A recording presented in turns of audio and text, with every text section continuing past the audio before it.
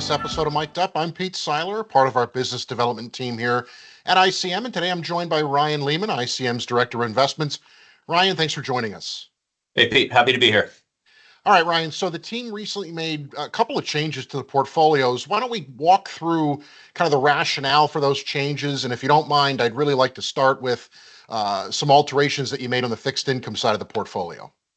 Yeah, absolutely. So we did make two major asset allocation shifts here, both of which they're going to impact our ETF strategy specifically. So the first involves the duration or the maturity positioning of our treasury portfolio. So for the last couple of years, we've been carrying a pretty meaningful overweight to the short end of the curve.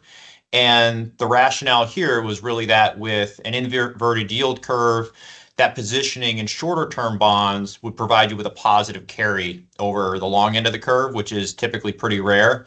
And then in addition, as the curve normalizes or steepens, the short end should benefit more than the long end. And this is pretty much what we saw in practice.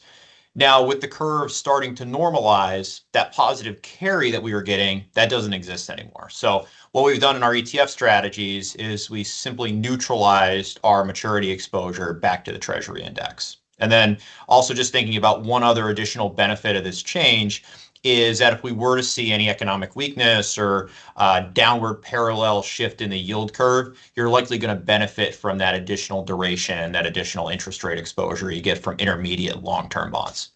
All right, so let's keep this going. Any other changes to overall fixed income positioning?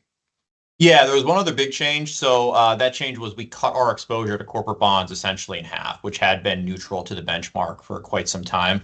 So if we look at the spread environment for corporate bonds, they're currently trading at some of their tightest levels on record. So as of most recently, they were trading around 75 basis points versus treasuries, and that compares to a long-term average that's closer to about 150 basis points, so about half the long-term average.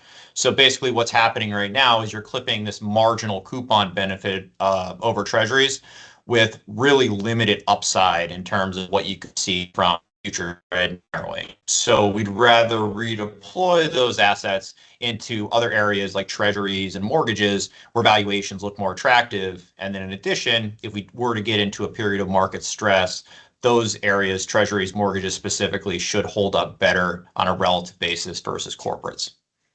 Got it. So let's shift gears just a little bit, and how about changes on the equity side of the portfolio? Anything there?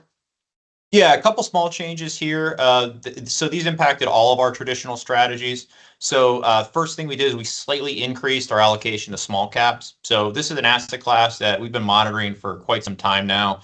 They had been expensive for quite a while, but with the large degree of underperformance that we've seen over the last number of years, valuations are starting to trade right around that one standard deviation level versus large caps. And then additionally, as the Fed does start to cut rates, as long as the economy holds up, small caps should be expected to perform relatively well because if we think historically, what you get with the small caps is a higher interest rate sensitivity than their large cap counterparts. All right. Do you see a specific area of that small cap space that you're particularly optimistic about?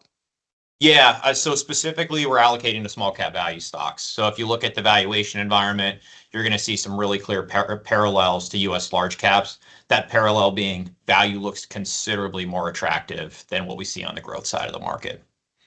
All right. So now you said the team made a couple of changes to the equity strategy. You want to walk us through some of these other changes? Yeah, so there's one more worth mentioning. So the other change also relates to small caps. So the small cap manager that we're actually using to implement this change, they take a deeper value approach, but also with a quality focus. And what you get as a result of that is they actually remove REITs from their investment universe. And this is largely due to the fact that REITs have highly levered balance sheets. So we've had a pretty negative view on REITs for a pretty long time at this point. In fact, I can't remember directly owning any REITs in our models for over a decade. But with the pessimism around real estate and commercial real estate in particular that surrounded COVID and the elevated interest rate environment that we've seen over the last couple of years, valuations for REITs have moved out to some of their cheapest levels in the last 20 years or so. And if we do get a market environment where the economy remains on pretty strong footing, you get the Fed cutting interest rates, REITs could be poised for some really standout performance. Great. Thanks. So really, that's going to bring us to a close today. Thanks for joining us, Ryan. And thank you to our viewers for taking the time to watch this episode of Mic'd Up with ICM. If you'd like additional information or you want to suggest a topic for a future episode, please reach out to us at 888-426-4689 or via email at info@icm-invest.com. To check out our other great video content, please be sure to subscribe to our YouTube channel. Thanks for watching.